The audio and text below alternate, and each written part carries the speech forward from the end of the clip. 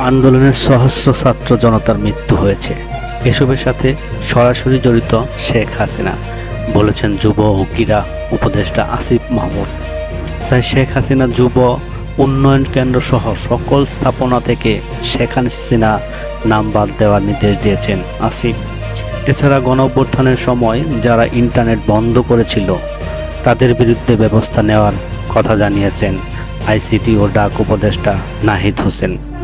শপথ গ্রহণের পর রোববার প্রথম সচিবালয়ে আসেন ডাক ও আইসিটি উপদেষ্টা নাহিদ হোসেন। ফুলের শুভেচ্ছায় সিক্ত হন সাদামাটা গেটাবে আসা এই উপদেষ্টা। কথা বলেন গণমাধ্যমের সাথে নিজ দপ্তরে। যোগ দিয়েছেন যুব ও ক্রীড়া উপদেষ্টা। কর্মকর্তাদের সাথে বৈঠক করেন আইসিসি টি-20 বিশ্বকাপের নিরাপত্তার বিষয় নিয়ে।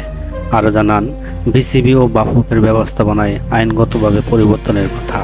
এ সময় যুব উন্নয়ন কেন্দ্র থেকে শেখ হাসিনার নাম পরিবর্তনের নির্দেশ দিয়েছিলেন। রাকিবুল ইসলাম, তথ্য 24।